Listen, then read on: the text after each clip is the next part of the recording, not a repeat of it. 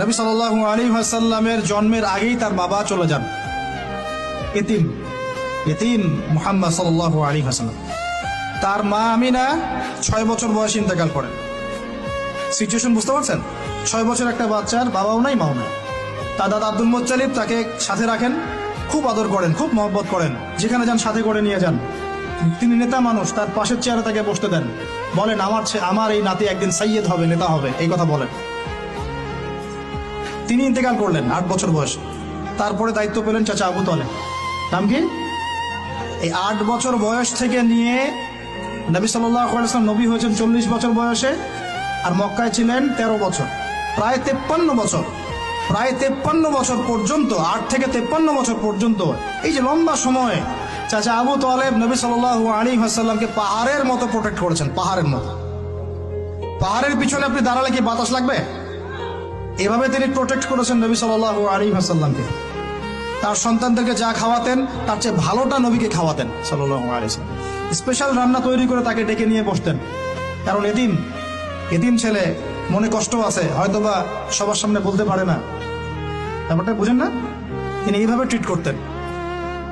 এমনকি নবী হওয়ার পরে আল্লাহর নবী সাল্লাল্লাহু আলাইহি ওয়াসাল্লামের বিরুদ্ধে পুরা সমাজ চলে গেল। কেউ গালি দেয়, কেউ বলে সাহের, কেউ বলে কাযযাব, কেউ বলে ফারিকুল জামাআহ। মানুষ গালিগালাজ শুরু করলো, নিন্দা গীবত তহমত শুরু করলো, অর্থনৈতিক বয়কট শুরু করলো, সামাজিকভাবে বয়কট করা শুরু করলো। এমন কোনো অত্যাচার নাই যা নবী সাল্লাল্লাহু আলাইহি ওয়াসাল্লামকে করা হয় নাই। বুঝতে পারছেন কথা? এইরকম একটা সিচুয়েশনেও চাচা আবু তালেব তিনি বলছেন, তারা তোমার দিকে আসতে পারবে না দলে দলে যতদিন আমি আবু তালেব দাফন হচ্ছি না মাটির তলে।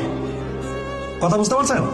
তারা তোমার দিকে আসতে পারবে না দলে দলে যতদিন আমি আবু তালেব দাফন হচ্ছি না মাটির তলে। এইরকম মানুষ চাচা আবু তালেব। মানে আমরা যারা এখানে উপস্থিত আছি, বাংলাদেশে 16 কোটি মুসলমান, সারা বিশ্বের যে এত কোটি মুসলমান, তার মধ্যে বেশিরভাগ মানুষ, এই বেশিরভাগ মানুষকে যদি আপনি এক পাল্লায় রাখেন, চাচা আবু তালেবের অবদানটাকে আরেক পাল্লায় রাখেন, ওই পাল্লা ভারী হবে ইনশাআল্লাহ। কিন্তু শেষ পর্যন্ত চাচা আবু তালেব কালিমা লা ইলাহা ইল্লাল্লাহ করতে পারলেন না। কথা কি বুঝতে পারতেছেন ভাই? নবী সাল্লাল্লাহু আলাইহি ওয়াসাল্লাম বারবার বলতেছেন, চাচা খালি একটাবার কালিমা পড়েন, আমি আল্লাহর কাছে আপনার জন্য সুপারিশ করবো, আমি আপনাকে জান্নাতে নিয়ে যাবো, আমি আপনাকে জান্নাতে নিয়ে যাবো। চাচা খালি একটাবার সাক্ষ্য দেন, শাহাদা দেন, হলো না। হাদিসের মধ্যে আসছে চাচা আবু তালেবকে জাহান্নামের সবচেয়ে উঁচু স্থানে রাখা হবে, যেখানে তার পায়ের গোড়ালি বা টাকনু পর্যন্ত আগুনে পুড়বে, এতেই তার মগজ টকবক করে ফুটতে থাকবে। নাউযুবিল্লাহ। নবী সাল্লাল্লাহু আলাইহি ওয়াসাল্লাম বলছেন, আমি যদি না থাকতাম